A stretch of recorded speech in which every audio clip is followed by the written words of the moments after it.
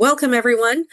Today is May 17th, 2026, and this is the FANAC Fan History interview.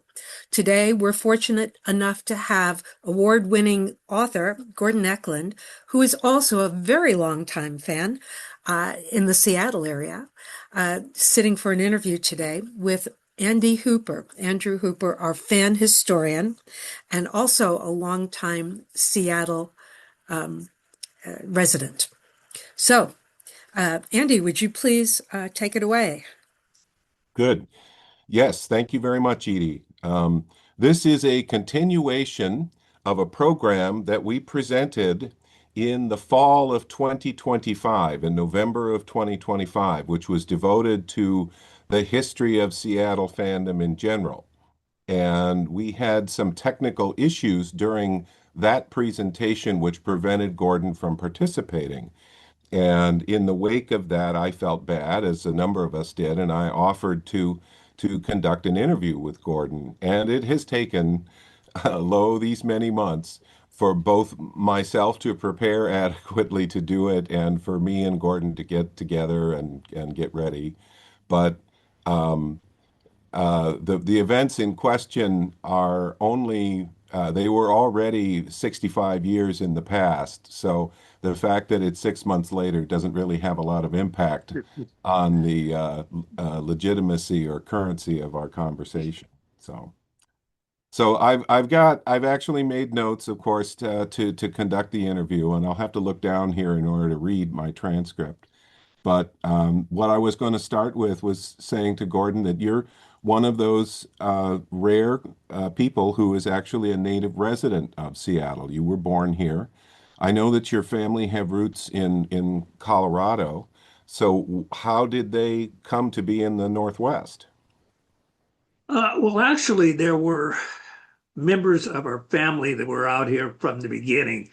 My great grandfather, when he came over from Swedish Finland, I should say, Right. which is where our family lived, actually came out to the Northwest here in Seattle area or on the Olympic Peninsula, I think.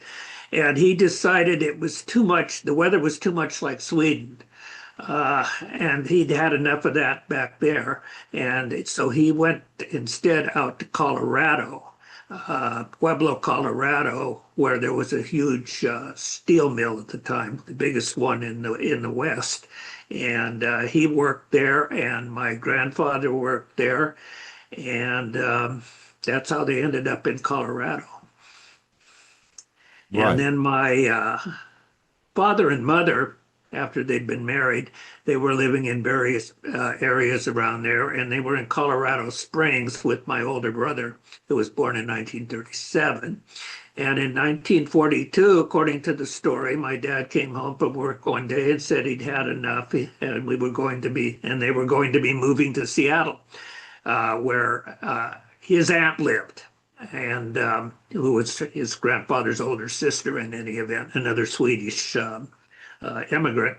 And so they picked up that day with my brother and got on a Greyhound bus and came out to Seattle.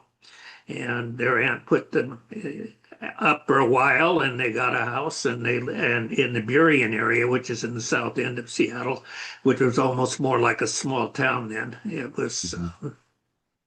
Right. And so not the you were suburbia born, that we have today. And they've been there ever since. And I was born 3 years later in 1945. right, you were born in 45. And Hmm. um, so the Seattle that you saw growing up is very different from the city that we live in now.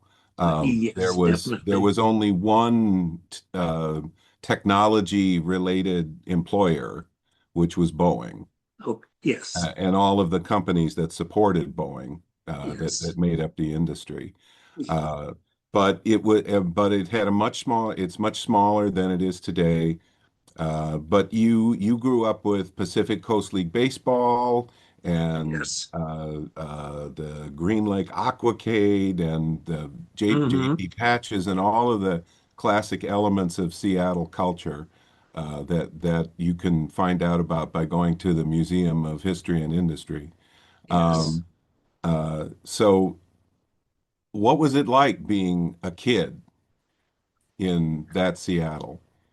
Well, as I said, I lived out in Burien, which is what, 10, 12, 15 miles outside. So it was almost like the small town atmosphere. I can remember my dad and mother knew all the shop owners, knew all the people there, knew all the local well-known people.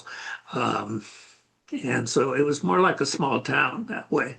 And my dad worked in Seattle. He was a dental technician, and he worked for a top dentist there in the Cobb building, which is actually still there on Third and University, I think it is. And my dad worked there, and I used to go in to work with him. And once I became interested in science fiction, I would go in with him and then go hit the bookstores. Right. So that takes me to my next set of questions was, I get the sense that by the time you were in high school, you were feeling a fairly strong sense of separation from your peers, and that it was a fairly Yeah. proud and lonely thing to be a science fiction reader. Yes, very much so. By that time, I first started reading science fiction when I was 12 in the seventh grade. And after a while, I didn't read anything else. And then from the paperback books, which is where I started, found that there were magazines. At the beginning, there was a whole wire rack of nothing but science fiction magazines. There were probably 12 or 15, and it seemed like whenever I started to read one of the magazines and it became my favorite, that would be the last issue, and it would immediately go under because it was during a time when they were all seemingly going under, except Right. for the handful. I think there were six of them that managed to survive through this mess. And from there, I started buying back issue magazines. And I discovered a bookstore at 8th and Pike, which actually had originally belonged to Bill Austin. And he had sold it to a woman named Gertrude Moore. But it included all the stuff he had. And there were just huge numbers of science fiction magazines and books going back into the 20s and 30s. And so to me, that was just like the most beautiful thing I'd ever discovered in my life. And I started buying magazines. And I would go out there and go through their magazines and pick things up. And I started buying magazines, old magazines by mail order, just full of them at the time. And as I was saying, the prices then were pretty reasonable. You could get 1930s Weird Tales for 85 cents, and the other pulps were even cheaper. And I became interested in the collecting part, and so I was trying to find other sources for collecting, and that led me in time to fandom. And there were ads in the back pages of a couple of magazines. I tried some out, I think early on in what was 1959, and I got a package of fanzines, and I looked through them, and they didn't seem to have a thing to do with science fiction. So I wasn't particularly interested in it. And then a few months went by, and I said, gee, I think I'll try this again. And I did, and I ended up with Seth Johnson, who was a strange old man. He was a left-wing communist. I started getting all this communist stuff in the mail too for the party, and which I guess was a thing that he did. But through him, I got into the N3F, and from the N3F, from fanzine reviews, and I found that the fanzines were a lot more interesting than I had realized, even though a lot of them didn't have much of anything about science fiction in it. And I became a fanzine fan. Yeah, every fanzine fan has to go through that epiphany where you realize that, oh, there's only a tiny amount of science fiction related content here. And yet I love it anyway. Mhm. Right. That you say, oh, I this isn't at all what I expected, but I'm still fascinated by it. Yeah. And so, well, okay, so you anticipated a couple of my questions talking about how you made your initial foray into fandom. How did you hook hmm up with the Seattle fan group in particular? Well, because I've started hearing about Cry of the Nameless, and Mhm. I started hearing about the various fans in Seattle, although I wasn't in contact with them.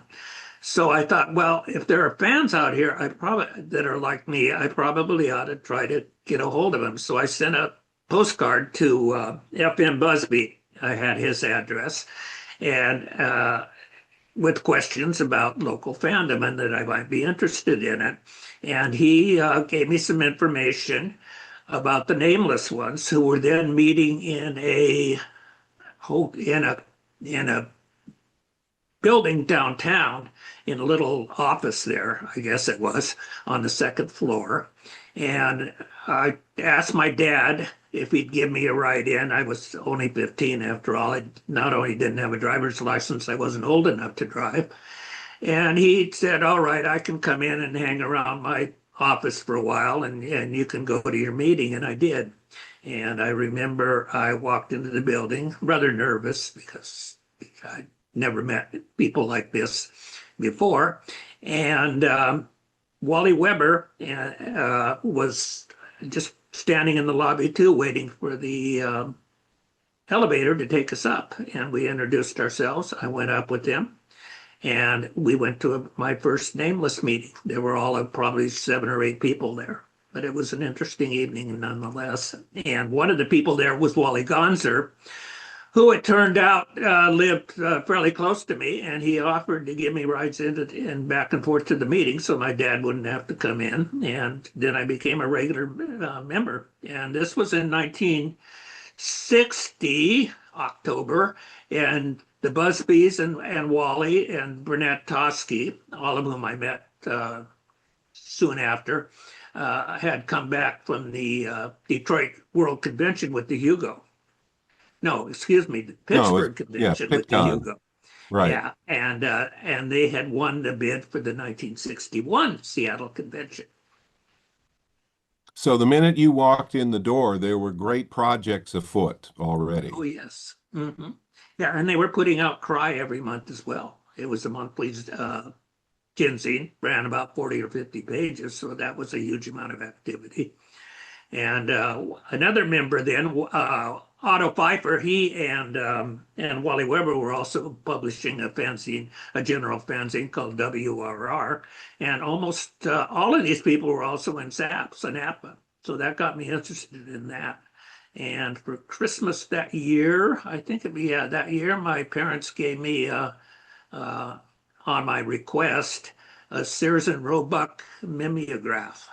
And I used that to publish my first fanzine a few months later. Right. They had a house brand. It wasn't called Sears. I don't No, remember what it is now. I was Someone thinking will, Tower, but I don't know if that's accurate or yeah, not. Tower or Table or Tabler or Something something like like that. that. Yeah, Yeah. yeah, Okay. yeah, All right. yeah. It Uh, it took me a while to get legible copies out of it. I think by the end I did manage to get what was at the time legible, uh, which was quite an achievement. It wasn't that easy to do. so your first convention then was the Seattle WorldCon, SeaCon in 1961. Yeah. And so when we were getting ready to do this last fall, we were focusing very much on that because it was in the Hmm. wake of our the next Seattle WorldCon, which Yeah. finally occurred in August of 2025.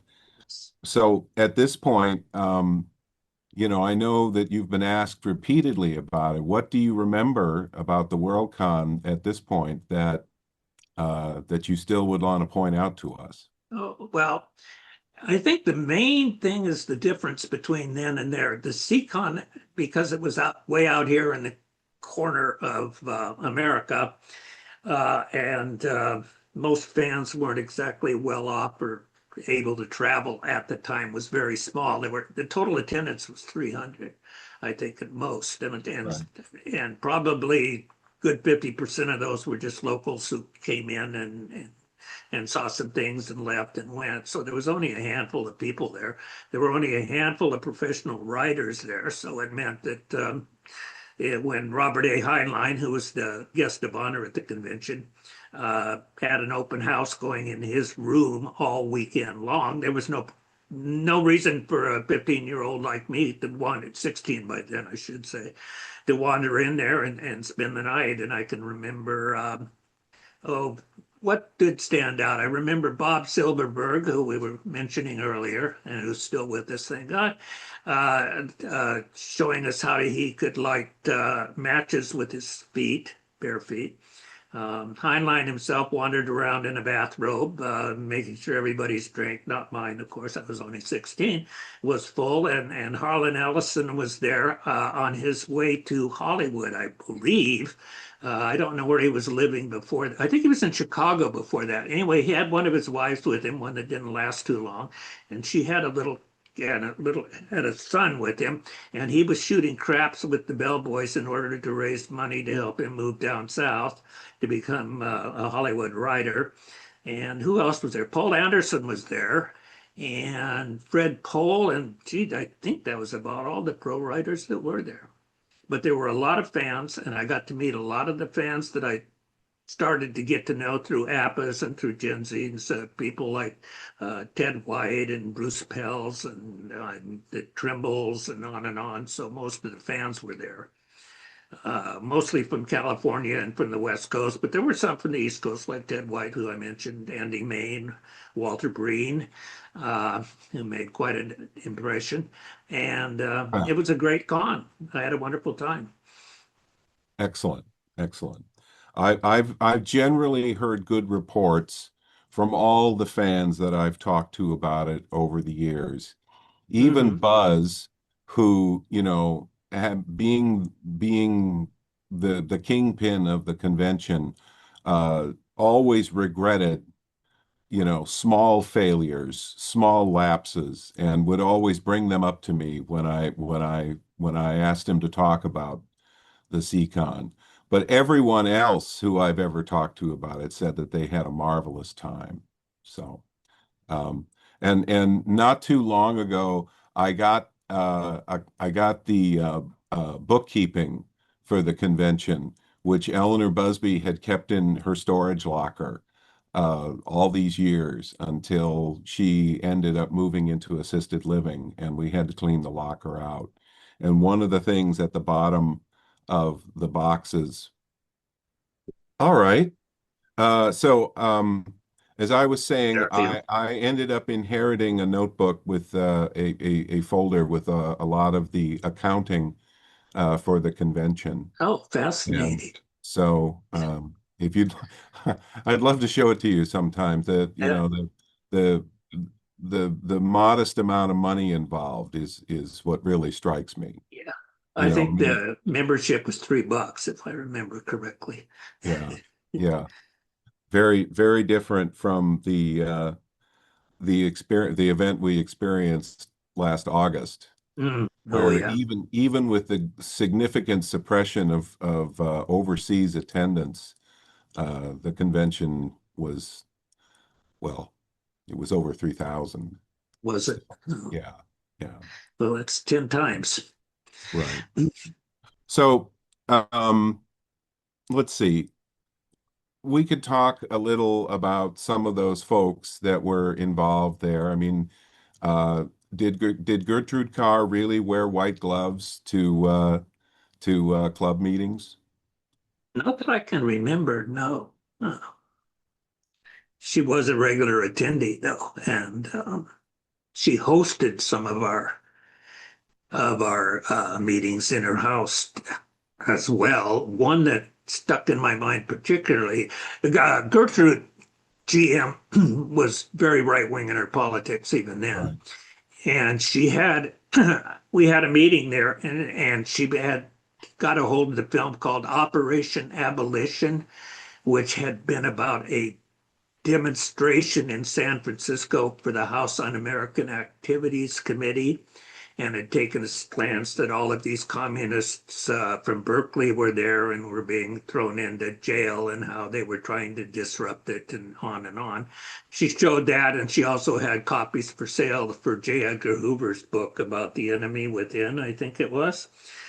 But that wasn't a normal club meeting by any means. But that's one thing I remember about GM Carr was her politics.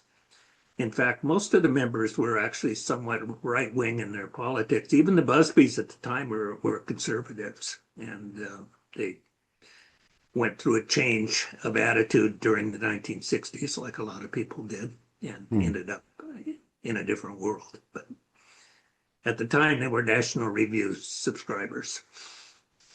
Well, and when you graduated from high school, you ended up signing up for a 4-year hitch in the Air Force. Is that right? Yeah, yeah. Right. I couldn't figure out what to do, and my grades in high school had been mediocre up until my senior year, when suddenly I got straight A's, just because the classes had suddenly become interesting. It Now, of bored the course, hell out of me before that. several other well-known fans and fan writers were also in the Air Force, like Steve Stiles and Rich Brown. Did you feel Mhm. like you learned anything? Did you get Uh, any skills from it? um, time I was done there, and I, excuse me, taken so many things about how to type that I was typing 80, 90 words a minute. So it helped me find some jobs afterward. Main benefit I got from it was just the fact that I met a whole lot of different people from a whole lot of different backgrounds all throughout. High school I'd gone through, and in fact, my entire 12 years of public schooling, there'd been no one in there that was other than a white person. There were no black people living in Burien at that time, although it's totally different now. There's all sorts of Right, people living there. right. But so in the Air Force, I had met actually black people for the first time. Met Southerners for the first time. A lot of the older sergeants back then were still left over from World War II, so that was interesting. I mean, they'd been through a lot too, especially the black ones had been in a segregated military, which had become integrated, which it very much was when I was there.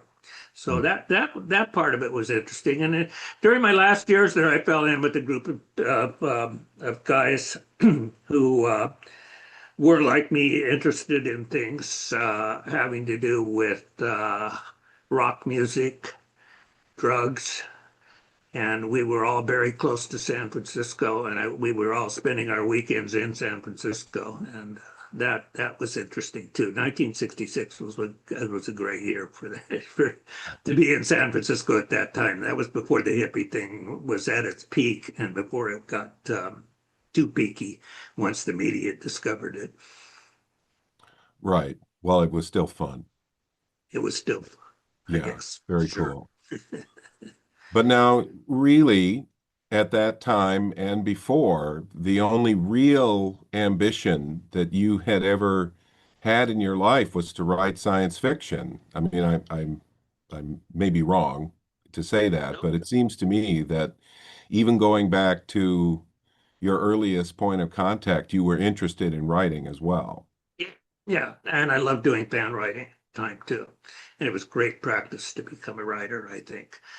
Right. And by the time I graduated high school, obviously I was only 17, so I figured I was probably too young to start trying to become a writer yet, a real writer, that is. And so I was still working on my fan stuff, getting my inspiration from some of the fan humorists at the time, and basically writing humorous type material, Mhm. which I thought was probably the best practice you could have to become a writer of fiction, because most of the nonfiction had its fictional elements to it. Uh, so as soon as I got out of the Air Force, that's where I was setting myself to do next, was to start writing. And I Mhm. actually started writing fairly soon after that. That was in 1967 when I got out of the Air Force. And I sold my first stories in 68 and 69. Right. And you were fortunate enough to be nominated for a Nebula Award for your first published story. Yeah. Uh, Hmm. and so it that must have made you feel like, oh my God, I am a pro very quickly. Wasn't quite, yes. I wasn't quite sure. It had happened all of it had happened rather quickly. I'd sold my first story to someone I'd known in fandom, namely Ted White, who was Right. editing Amazing and Fantastic. And when he published that story, which wasn't actually the first one I sold to him, but it was the second or third, and it was one that he thought was a lot better than anything else I did. And he gave it a real, and me, a real blanket blurb, which he wrote. And I found out that after that came out, that the stories I was sending to other places, they were suddenly starting to buy them. Yeah, yeah. Fantasy and science fiction, galaxy, um, and everything took off from there. And then another fan that I knew, who was a friend of Ted's, of course, was Terry Carr, and he was editing the Ace science fiction specials at the time. And to me, as a reader, the science fiction specials were just the real top of the pile. I mean, that was where Mhm. all the best stuff was being. I think there was one year where I think like five of the six nominees for Nebulas were all a science fiction specials. Right. And Terry contacted me and asked me to send him some stuff, and I sent him some stuff, and he sent it back, and I sent him some more ideas, and he sent them back, and then I sent him an idea, and he gave me a phone call, which I still remember, and woke me up in the morning. And my wife, I was married by then, woke me up and said, "There's somebody named Terry Carr calling you from New York." And I went and answered the phone, standing there in my underwear. And he said, "I want to buy that idea you sent me." And that became my first novel. Right. And remind us of the title of that book. The That Eclipse of was Dawn. Eclipse of Dawn. Right. Yeah. Now, that featured the far future world of 1988 at the time. And you you proposed a United States balkanized by civil war, Yes. and the White House had moved from Washington, D.C. to Sherman Oaks, California, which I believe was where Harlan was living at the Yeah. time. Yeah. Uh-huh. Yeah. Mm-hmm. So and then Pure you coincidence, proposed I'm sure. Yeah. and then you proposed a strongman populist political candidate who's backed by telepathic aliens from Jupiter. Mm-hmm. So I wanted to ask you, do you feel like here in our current world that we've caught up to you, or do we still have some distance to go? Uh, We might have more time, distance to go, but it took longer than 1988. But yeah, there are some similarities between what we are looking at now. Now we have red states and blue states, and one of the things I had was a black power in the South. That had become one of the balkanized nations that had grown out of it. Mhm. and you wrote it before Watergate. And Yeah, so all of the kind of revolution, if we may indulge ourselves in that, that took place from the mid 70s on culturally, that was all still to come uh, right. Hmm. when you wrote that book. And so I just thought it was a real interesting alternative way that things could have worked out. And then Hmm. your second book, I've actually read your second book, which is Trace of Dreams, Hmm. which is about a bunch of wild ass revolutionaries and a planetary revolution on another world that involves manipulation of and is manipulated by the media. And I remember at the time thinking that it reminded me of John Brunner and also Woody Allen's Bananas. So anyway, I think I'm uh, I enjoyed that. So I was in the middle of a long rant about comparing your second novel to John Brunner and Oh, that's Woody right. Allen's Bananas, and just saying that I had enjoyed it, which then led to a conversation while you were gone, where Edie was saying that, you were one of the people that she used to look for your stuff, Oh, thank you. at the time. I discovered it all 15 years later because I'm Oh, younger and oh, I and remember that when you were reading some of my. yeah, Yeah, old stories. right. So, so your standalone stuff is a lot of fun and I think well worth looking up. But then you're also very well known for your collaborations. You collaborated most famously with Greg Benford on a whole series of space exploration stories, and that you actually shared a nebula for If the Stars Are Gods. Right. Um, Mhm. but a lot of people don't know that you also collaborated with a real figure from the dawn of science fiction, Doc Smith, which must have been an interesting experience. And I, Was indeed. yeah, how did that come about? Uh, Came about because basically I was writing but I'd have to stop writing every now and then for money matters and go take on a temp job. And I had reached a point where I was doing something, and I was talking to my agent at the time, Kirby McCauley, and I was saying that I looked like I found a good temp job at J. Magnet in San Francisco, working in the collector department for people who hadn't paid their credit cards. In Oh, any event, that sounded interesting to me for some reason. I don't know why. Maybe because I thought that I might have a chance to meet some women that had money enough to shop at J. Magnet, and I could help them out with their debt. But that was beside the point. But he said, "Well, hang on for a minute, and I'll get back to you." And he called me back about a week later and said, I can get you a 10-book contract to write books about Lord Tedrick that E. E. Smith had written before, and his daughter was trying to make some money off of some of his older stuff, and they'll give you a 10-book contract at I think it was 1,500 to 2,000 each. And I said, oh yeah, well, that sounds like a way that then I could do my own writing. So that's how I ended up writing Doc Smith. And when I wrote the first one, I said, well, I better go read some of Doc Smith. And unfortunately, I found it pretty unreadable. And so I kind of winged it from that point on. Oh, I loved this stuff when I was in high school, but things had changed since then. Maybe I ought to give them a try now.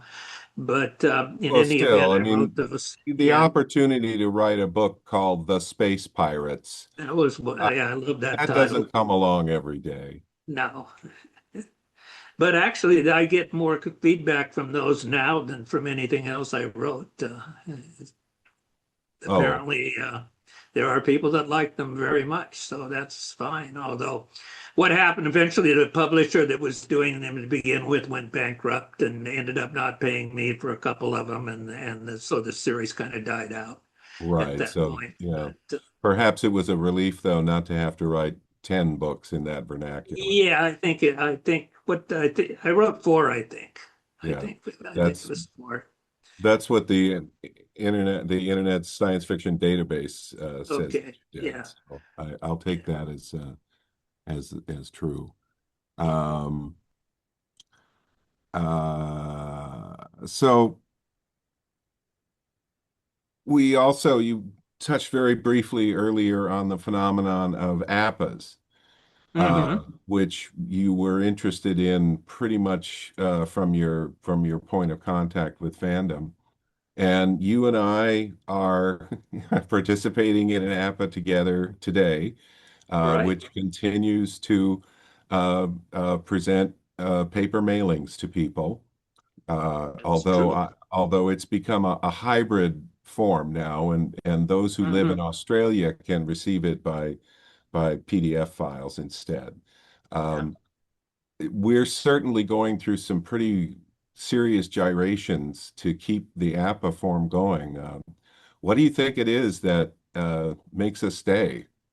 Uh, I think it's a great forum for the talking, so to speak, back and forth among people, and we're getting kind of an in-group thing too going. SAP's had its own kind of history and its own jokes and its own things going over for years. As I said, when I first got into Seattle fandom to the Nameless ones, a lot of the members were, a lot of the people in the Nameless ones were also members of SAPS. Both Eleanor and FM Busby were, Wally Weber was, Otto Pfeiffer, GM Carr off and on. And so it seemed like, and then when Ray Ballard moved out, he became a member too. He and his wife, who was a Seattle fan, Carol.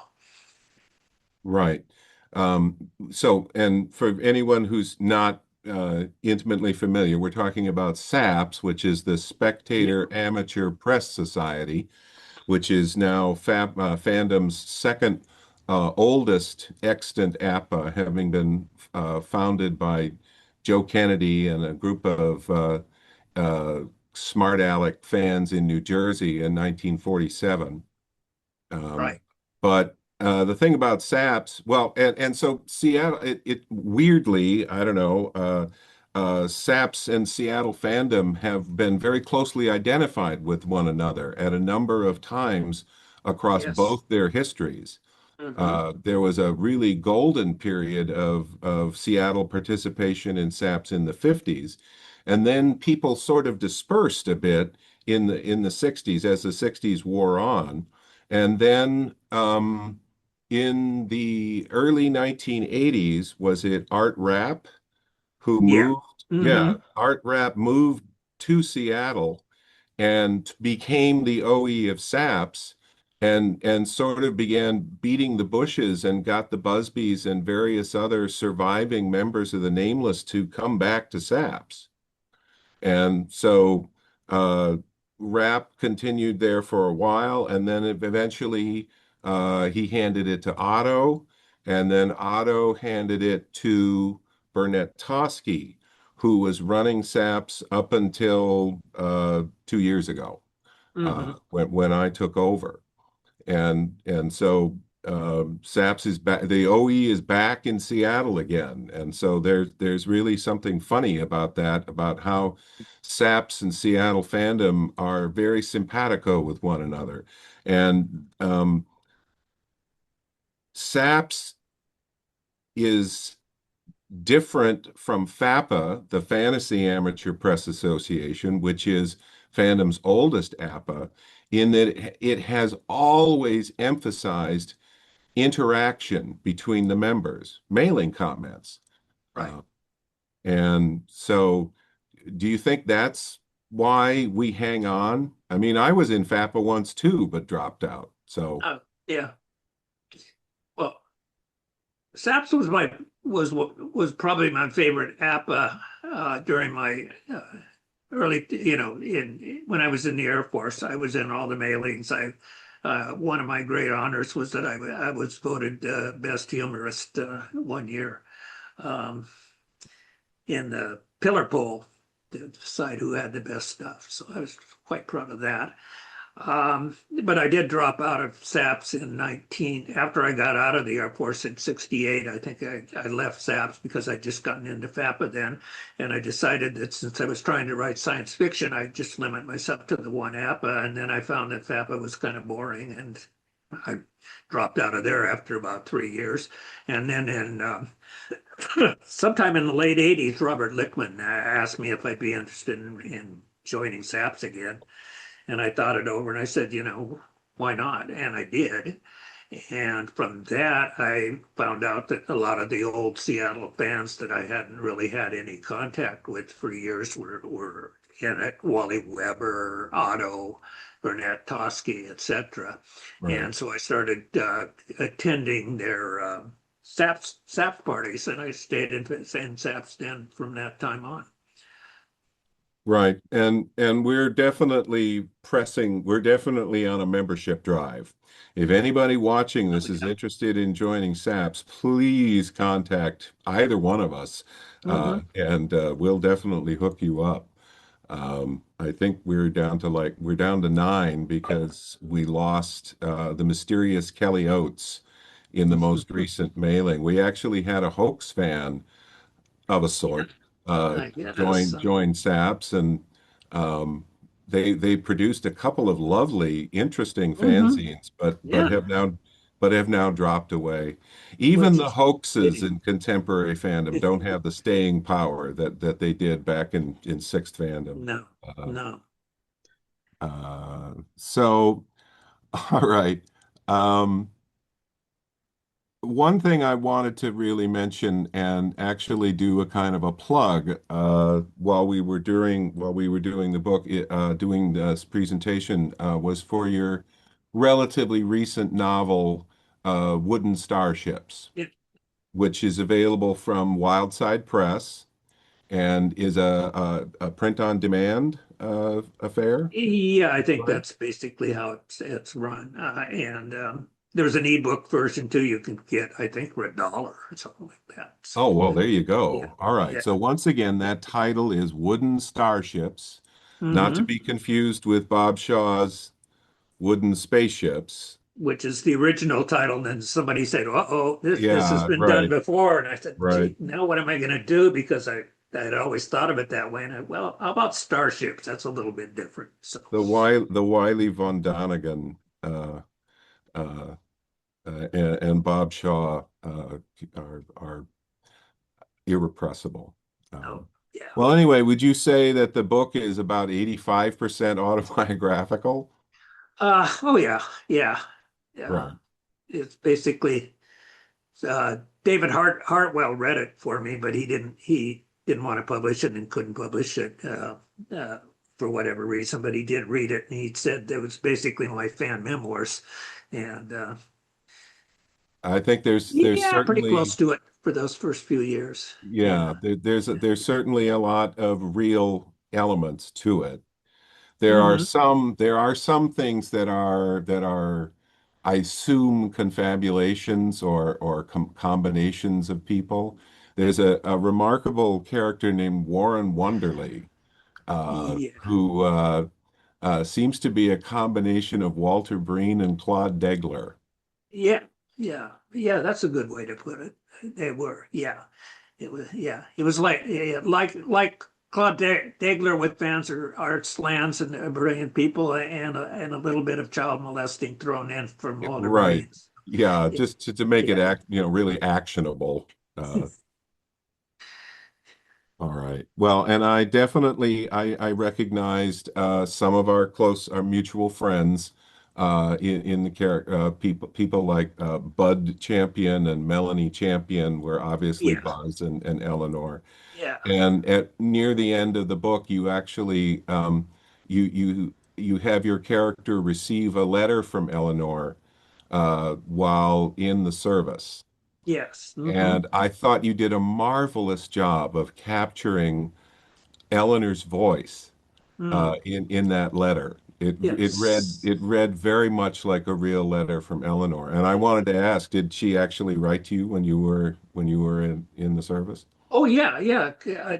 Now that I remember, I did have quite a good correspondence going with her and with Buzz, and they both noted the fact that I hardly said a word when I was a young fan. I was too overcome by all these adults that I could never really could let go, but I could do it in correspondence. So we actually Yeah, became closer friends then at that time because of that's a that. classic fanish thing that you find your voice through your hands, through your Yeah, fingers. uh-huh, yeah, Um, I think that definitely was the case with me too, is that I yeah. definitely got a lot more attention from people in the wake of my written output of FANAC than I ever did from participation in programs or con running or any of the other Mhm. stuff that Yeah, I I, did too, and also I was always so much younger than everybody else.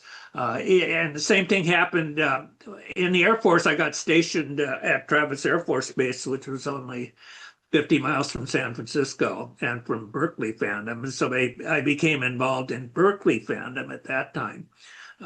Very much so. It was probably not the best time to get involved in Berkeley fandom because it was right when the whole Walter Breen thing was was going, and I was actually spending uh, weekends with Bill Donahoe, who was obviously very much mixed up in the whole Walter Breen thing at the time. right.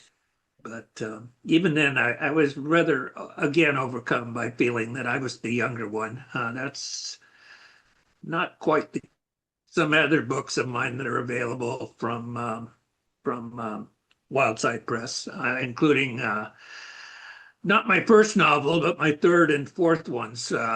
They've reprinted Beyond the Resurrection and All Times Possible, which I think is probably my best novel. It was about an alternate America in which there'd been a communist revolution in the 1930s. Very good. Um, Okay. Interesting stuff. Yeah, thank you. Um, And also my giant novel, Cosmic Fusion, which I wrote in the 80s and didn't get published until a few years later. It got really nice reviews when it first came out, and it's probably the Gordon Eklund novel that is closest to what Gordon Eklund always wanted to write. So there is Oh, that too. oh, well, that's an excellent recommendation. Thank you. You know. Well, all right. I'm thinking that once again we've had a little bit of technical difficulty here, but we've covered Yeah, most of the topics that I had started uh, to put yeah, I think together. we did. Um, the reason I asked you that white gloves question about Gertrude Carr is that the woman in the not in wooden spaceships, who is wooden starships rather, who is clearly inspired by Gertrude, Hmm. wears pearls and white gloves Oh, to fan group meetings. But mhm. I feel that captures her metaphorically, even if Yeah, it isn't technically. forgotten that actually. But yeah, that was fictional, and she didn't wear white gloves or pearls that I can remember. But No, but you know, in her heart, I in her feel heart, yes. that was she was that kind of person. And, All right. and for somebody that was So always feuding and fighting in person, she was a very nice lady. I will bring that up too, right. despite her right-wing politics. Well, a very okay, sorry. All right, I'm back. I've restarted the video. She was Oh, also an incredibly long-serving fan. I mean, she was still yeah. contributing to SAPS when I was first reading mailings in the 90s, and Hmm. I would say her politics remained consistent. Yes. Yeah. And yeah, I think she was well to Saps. Okay. Yeah, Well, her all right. husband had died by then, but yeah. We have a couple of other people that have been in the background here, and we were going to Hmm. ask, see if anybody had any questions for you. Um, Okay. uh, Joe, did you come up have anything that you wanted to add here? I was in SAPS back in the 70s and early 80s, and Yeah, you must have just missed me then, I think. yes, I did. I was there during the domination by Doreen Webbert Oh, when she did it you for mentioned the years. Weberts, but they were very much in Seattle fandom then too. Yes, they were for quite a while. Yeah. And that's one, I guess, would have been my only question for you and Andy is what happened to the Weberts? What went on, and how did they influence anything in Seattle? Oh, I think they did. They were very much, as I say, it was a very small group. So Doreen and Eleanor were the only women that were in the group, and Jim was there. I think he may be there. May be a minor character in my novel, Wooden Starships, that's based on Jim, who was working at he was working at Boyne at the time, and Well, I had Doreen was missed. a SAPS member who came out to Seattle to see Burnett Tosky and see if she might have any connection with him. But Burnett was very much an odd kind of character, which he still is for that matter. But she spotted Jim, and her and Jim hit it off right away. And the last I heard of them, they were living in Phoenix, Arizona, and I think I'm trying to remember where they were in SAPS when it was revived after Art Rap or not. I can't remember actually, but I remember they came out to Seattle once, and I did see them. We had a party, and I remember I stopped by, and they were still the same old Webberts that I remembered from before. Good people. Yeah, along with Royal Drummond, they're the people that I think generally get forgotten Yeah. the Hmm. most commonly as from the core group of the nameless ones. Yeah. My impression was that they had gaffiated by the early 80s, Hmm. and I don't recall seeing their byline very much after that. Yeah, I think Yeah. that was when they came out for a visit here, and we had a gathering of the old fans. I think Wally Gonzer was there too. It's the last time I saw him either. He passed on shortly after that. I was going to ask you about another character in Wooden Starships, which was the character of Tom Powers, who Uh-huh. seems very much to be like Wally Weber, but Hmm. you wrote an unusual fate for him in that rather than going down to be a steely-eyed missile man at Redstone, he writes a quasi-mainstream novel and repairs to Mexico to a bohemian Hmm. lifestyle alongside the ghost of Ambrose Bierce and Calvin Demon. Uh, so was that in fact Wally? No, actually, it was more. Well, it there were actually two people involved there. One was never a fan. That was Thomas Pynchon, who was actually working at Boeing at the time in 1962 and 63 as a writer. What do they call it? Technical writer, Right. and he edited, I think, their local in the inside newspaper. But anyway, he was a science fiction reader, but he never had any contact with fandom that I know about. So I just, well, what if he had been a fan instead? But there was also a man who was, is Steve Tolliver, and he was in Seattle working at Boeing during those years. He'd originally been a California, LA fan, and he and a couple of other people at Caltech had published a really good fanzine called Gall, which only, and that was because there were three of them working on it, so it had three. And I think the fanzine's been forgotten, and maybe he's been largely forgotten too. But so I saw a lot of him at that time, so he's part of that too, as for working at Boeing. And then I think he moved on after a year, went back to Southern California. All right. Well, we got to find a way to wrap this up. So I was Okay. thinking maybe I'd ask you to just name a couple of your favorite SF writers. Just name a couple of the people that were important to you that when you were young, and maybe a few that are working in later years. So who are your When I favorite? started writing, Bill Dick was a big influence. I actually only met him once, and he told me that it was a good idea to be a writer, but whatever you do, don't move to New York. And I didn't. Said you can do it all from right here. You don't have to go back there. Stay here. Yeah, Right. You're but much more he likely to was one stay of them. solvent if you're not in New York. And then the new right, as I once said, and it was probably somewhat of an exaggeration, that during the 4 years I was in the Air Force, the only science fiction book I read was The Man in the High Castle. So there was that, and after I got started writing again, when I first got out, I stayed with Bill Donahoe for about 3 or 4 months. Mhm. And Bill bought every science fiction book as it came out, and he had just piles of them there. And I didn't have anything else to do, so I started reading the science fiction. I realized, geez, this is really some interesting stuff. So that was the period of Chip Delaney and Roger Zelazny and Ursula Le Guin and all those people that were just starting out. So they were all of those were a big influence on me. And Dangerous Visions, the original anthology, was a big thing. I thought, wow, this is really science fiction, actually kind of cool. You know, it's a little hip. You know, Yeah, so it made exactly. it even more like what I wanted to write. Yeah.